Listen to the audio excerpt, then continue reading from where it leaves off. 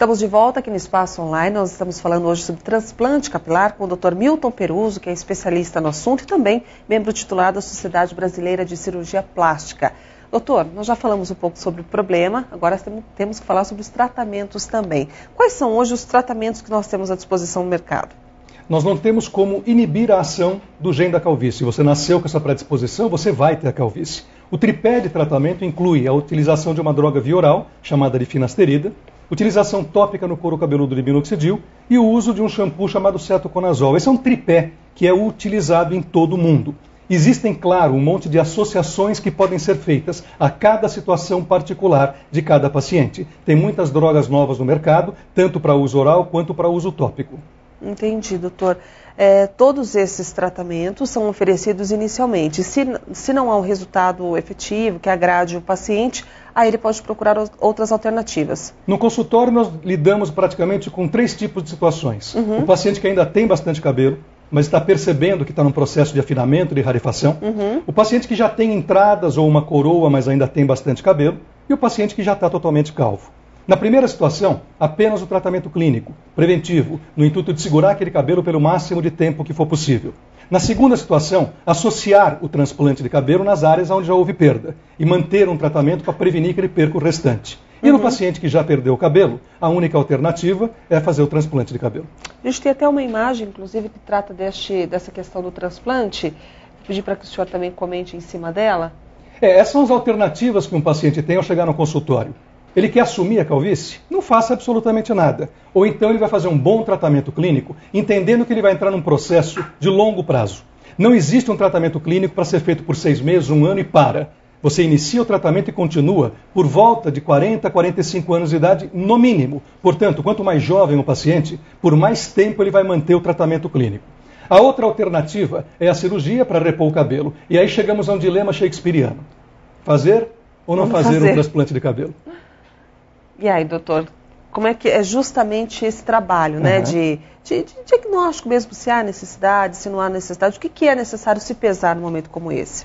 Normalmente o paciente, quando pensa na cirurgia, ele fica dividido em um receio da cirurgia em si, que é o ato operatório, o ato de ir ao hospital, o ato de fazer a cirurgia, e o medo de ter um resultado artificial. Se você colocar a próxima fotografia, a gente vai dizer que o grande medo é a cabeça de boneca. Então, infelizmente, no mundo inteiro, a técnica mais utilizada gera resultados desastrosos como esse que a gente está vendo. Passa a próxima imagem, por favor. Então, essa é uma técnica antiga, que deveria ter sido já abandonada, deveria estar em desuso, mas por ser uma técnica simples, barata, ela acaba sendo feita uma quantidade muito grande de pessoas. Então, é claro que quem vê um resultado desse fala, eu jamais vou fazer um transplante de cabelo. Na próxima imagem eu abordo que a evolução dessa cirurgia vem acontecendo de forma muito rápida nos últimos anos. Hoje, o conceito da cirurgia é chamada de técnica folicular em mega seção. Na próxima imagem eu explico por que técnica folicular. No nosso couro cabeludo, nós temos poros que contêm de 1 a 3 fios de cabelos. Esse grupo é chamado de unidade folicular. Então, durante o transplante de cabelo, eu vou preparar cabelos vindos da área chamada doadora, que é essa área imune à calvície. Próxima à nuca. Para cima da orelha, com grupos de 1 a 3 fios de cabelos. Então, na técnica folicular, o resultado do transplante é absolutamente natural. Esse é o couro cabeludo na área doadora. Repara que de cada grupo, você tem 1, 2, 3, às vezes 4 fiozinhos de cabelo.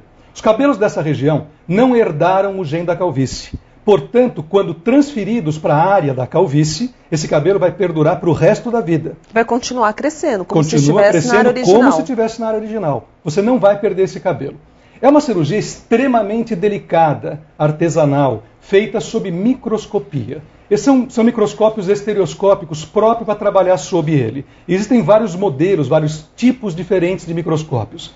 É uma cirurgia de grande porte, então obrigatoriamente é feita em hospital, com um anestesista, que mantém o paciente dormindo durante todo o ato operatório. Ele fica sedado. Fica sedado. Não é anestesia geral. Não há necessidade de entubar o paciente e uma máquina respirar por eles. Mas por se tratar de uma cirurgia que leva de 6 a 8 horas em média, É judiação deixar a pessoa acordada. Então, hoje, com as drogas seguras que os anestesistas têm à disposição, o paciente é mantido sob essa sedação, dormindo, durante todo o tempo da cirurgia. E a anestesia é local, como se fosse de um dentista. E como é o pós-operatório? Vou chegar lá daqui a pouco. Tá. Vamos falar um pouquinho mais da cirurgia? Ela é extremamente artesanal no momento da separação, do preparo das unidades foliculares. Isso é um trabalho quase que de lapidação. Se você erra no corte, você pode lesar o folículo piloso. E aí você vai acabar transplantando um cabelo que não vai crescer.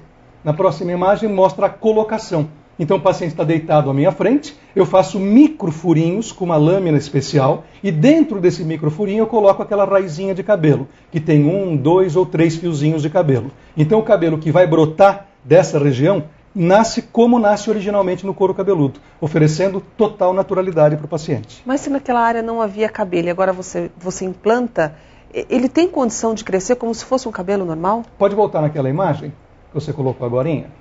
Esse é um desenho da área doadora. Então eu vou retirar aquele desenho elíptico que está ali atrás. O problema não está naquela área calva, no caso aí essa coroinha que ele está mostrando. O problema nasceu no cabelo que ele tinha ali. E aquele cabelo já morreu. Quando eu colocar naquela área calva um cabelo que vem transferido dessa área doadora, aquele cabelo vai crescer para o resto da vida, porque ele mantém a sua imunidade. Entendi.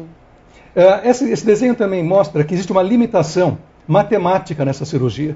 Então, um paciente que tem uma grande calvície, perdeu, por exemplo, 40, 60, 80 mil fios de cabelos, não consegue voltar a ser cabeludo como ele era aos 15, 16 anos de idade. Porque na área doadora, eu tenho um limite na extensão da retirada e na largura. Então, isso vai me dar por volta de 6, 8, 9 mil fios de cabelos numa cirurgia. Para quem perdeu 10, 12 mil, é um número maravilhoso. Mas para quem perdeu 60 mil, 80 mil, é insuficiente para repor o cabelo que ele tinha. Melhora, não fica totalmente liso, mas também não vai ficar cabeludo. Certo. Temos mais uma imagem ainda para entender um pouco melhor esse processo. Esse é o procedimento pós-operatório. Então, depois da cirurgia, o paciente permanece internado uma noite no hospital com um curativo que protege a área que foi transplantada, a área que foi operada. Na manhã seguinte, a auxiliar retira esse curativo, lava o couro cabeludo que foi operado, orientando e ensinando o paciente como lavar a região operada, porque a pessoa fica com medo.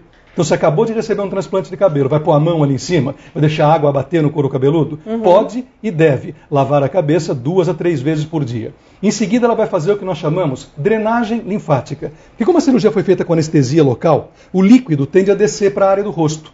E a pessoa inchada fica socialmente desagradável. Então ela faz uma drenagem linfática, empurrando o inchaço para os gânglios cervicais. Então você vai ter um escoamento daquele inchaço mais rapidamente. Em seguida, é aplicado bolsa de gelo, para também prevenção do inchaço. E o paciente tem alta do hospital.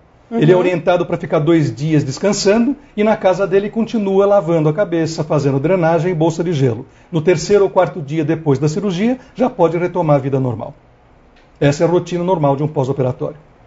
Hoje nós estamos conversando sobre transplante capilar com o Dr. Milton Peruzzo, ele que é membro titular da Sociedade Brasileira de Cirurgia Plástica, também especialista no assunto. Hoje está nos explicando um pouco mais a respeito dessa nova técnica que tem feito com que muitos homens, principalmente, possam reviver os seus momentos, né, com um cabelo mais saudável, com um cabelo um pouco mais presente. O prazer de se pentear novamente. É verdade.